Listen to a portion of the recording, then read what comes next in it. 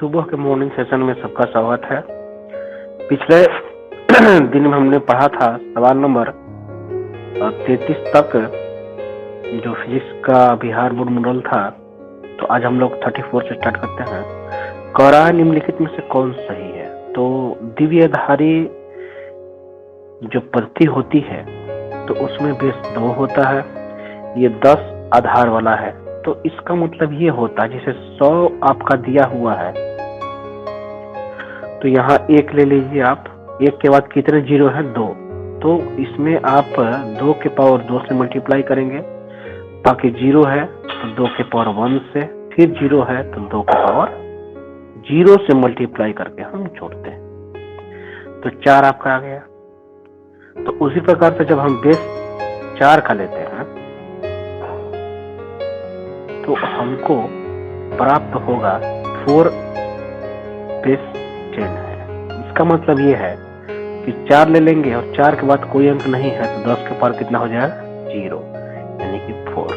तो उसमें भी 4 आया था, इसमें भी 4 आया है। तो हमारा जो सही उत्तर होगा वह कौन सा हो जाएगा? तो आपका जो सही उत्तर होगा वो ए हो जाएगा। आगे बढ़ते हैं। द्विआधारी योग 1 + 1 के बराबर होता है। तो द्विआधारी जो योग होता है वह आप 1 + 1 करेंगे तो आपका जो है 1 + 1, तो हमें जो प्राप्त होगा वो होगा 10। आगे कह रहा है और गेट के लिए बूलियन व्यंजक होता है। देखिए गेट मुख्यतः 3 प्रकार के होते हैं, एंड, और नॉट।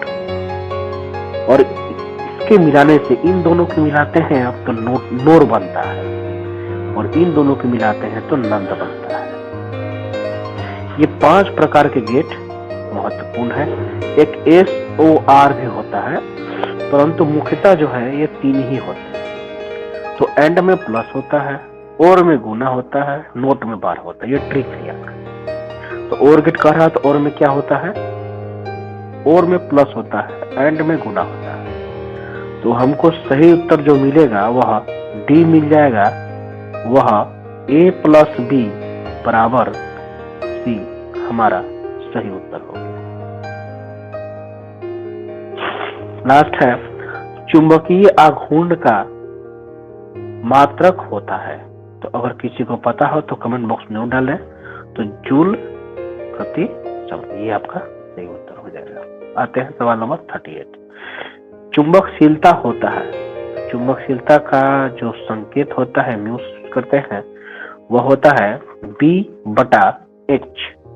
ये आपका सही उत्तर होगा। अब आते हैं 39 में। निम्नलिखित नमन कोण के लिए कौन सही है? तो अगर आपको जानकारी होगी तो BV/BH होता है, याद कर लेना है।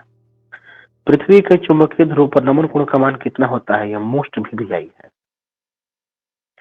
तो नमन कोण का जो मान होता है वो 90 डिग्री होता है। तो 90 हम खोजते हैं कहाँ है? तो C में है, हम 90 मार देंगे।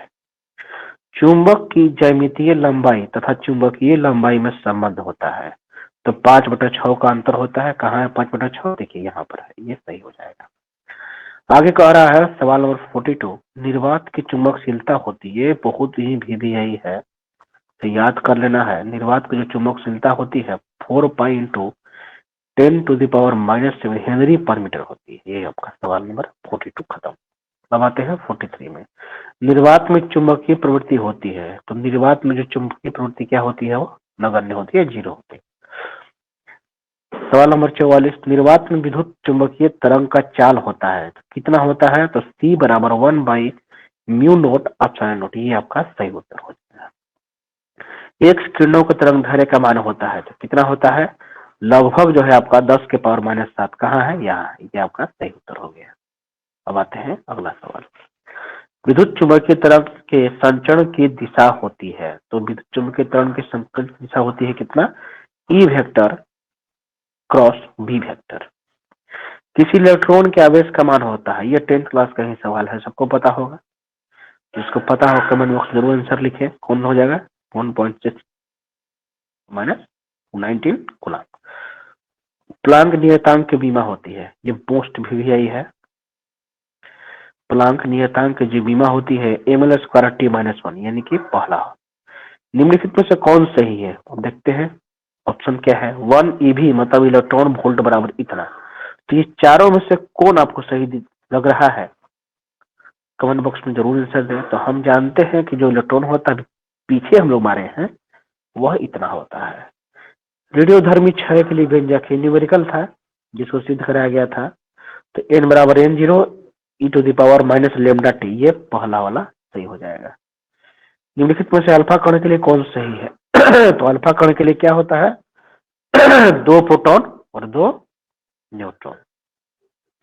संभव कक्षाओं में इलेक्ट्रॉन का कोणीय संवेग होता है, तो कितना होता है L बराबर NH/2π। कैथोड किरणें होती है, देखिए कैथोड किरणें जो होती है वह निगेटिव होती हैं, तो यह किसके बराबर हो सकती है, आप समझ सकते हैं, तो इलेक्ट्रॉन के बराबर हो सकती है। परमाणु में अवस्थित मूल कण होता है, तब परमाणु के नाभिक में कौन कौन से कण होते हैं, प्रोटॉन और न्यूट्रॉन होते हैं। निम्नलिखित में किरचॉफ के प्रथम नियम में संरक्षित होता है, तो क्या रहता है संरक्षित, आवेश। आगे बढ़ते हैं, सवाल नंबर 56। आर वृत्ता त्रिज्या वाले वृत्ताकार कुंडली के केंद्र पर आई धारा बहने के कारण चुंबकीय बल क्षेत्र होता है, तो क्या होता है μ0I/2r, यानी कि पहला आपका सही हो जाएगा।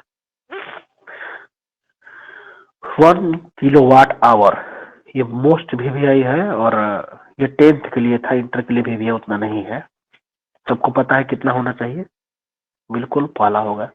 निम्नलिखित में से कौन सही है, 1 टेस्ला। टेस्ला एलन मस्क की कार कंपनी का भी नाम है, तो ऐसे भी आप याद कर सकते हैं। तो टेस्ला जो होता है 1 न्यूटन/एम्पियर/मीटर होता है, यानी कि पहला सही हो जाएगा। आगे बढ़ते हैं। आदर्श वोल्टमीटर का प्रतिरोध होता है, देखिए आदर्श जो वोल्टमीटर होता है वह वोल्ट मापने का काम करता है, तो इसका जो प्रतिरोध होगा वह अनंत होगा। इमीटर की धारा सुग्राहिता होती है, वह कितनी होती है, वह विक्षेप बटा धारा के बराबर होती है। स्वप्रेरकत्व का ऐसा मतलब, जिसको पता हो कमेंट बॉक्स में डालेंगे, हम आगे बढ़ते हैं। तो स्वप्रेरकत्व का ऐसे मतलब जो होता है वो होता है हेनरी। निम्नलिखित में कौन प्रत्यावर्ती धारा के लिए सही है, ये मोस्ट वीवीआई है, क्वेश्चन भी कराया गया था। तो सही उत्तर जो होगा ये आपका 0.707 आया। निम्नलिखित में से प्रेरित प्रतिघात के लिए कौन सही है, तो जो सही है वो है पहला। निम्नलिखित में प्रत्यावर्ती धारा परिपथ में केवल संधारित रहने पर धारीय प्रतिघात कितना होगा, तो धारीय जो प्रतिघात होगा वो आपका जो है x c = 1/ω_c के बराबर होगा। एल आर परिपथ का प्रतिबाधा होता है, ये मोस्ट वीवीआई क्वेश्चन है, प्रतिबाधा कितनी होती है, तो इसका आंसर हो जाएगा C Z बराबर √r² + ω/L²। प्रत्यावर्ती परिपथ में 220 वोल्ट का शिखा मूल्य क्या होगा, ये बहुत ही वीवीआई सवाल है, इसको सिद्ध भी कराया गया था, बताया भी गया था, तो सही उत्तर हो जाएगा 220√2। बस याद रखना है 220 बोलेगा तो इसमें √2 लगा देना है। धारावाही प्रेरित में चुंबकीय ऊर्जा होती है, तो कितनी होती है, चारों में से देख बता सकते हैं आप, जिनको जानकारी होगी, तो वह आपका हो जाएगा 1/2 LI²। आते हैं चुंबकीय क्षेत्र में धारावाही चालक पर कार्यकारी बल होता है, तो कितना होता है, तो 68 का जो सही उत्तर हो जाएगा वो हो जाएगा F वेक्टर बराबर 1 L I vector to B vector.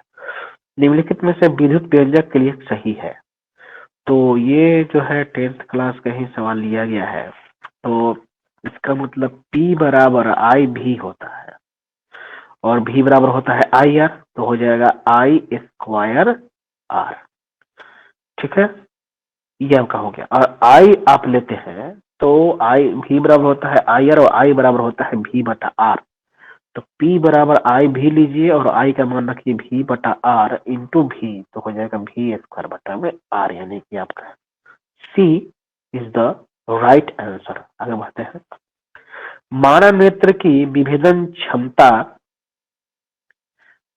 होती है, विभेदन कितनी होती है, बहुत ही अच्छा सवाल है, और इसका जो आंसर होगा वह 1/7 60 हुआ। इस तरह से आप लोगों का जो ऑब्जेक्टिव था वह समाप्त हो चुका है। इस तरह के अगले सेशन केमिस्ट्री का होगा, तो केमिस्ट्री का ऑब्जेक्टिव जो है स्टार्ट होगा। तो चैनल को सब्सक्राइब करें, लाइक करें और अपने दोस्तों के बीच शेयर करें ताकि वो भी ऑब्जेक्टिव को समझे और परीक्षा के लिए तैयारी हो सके।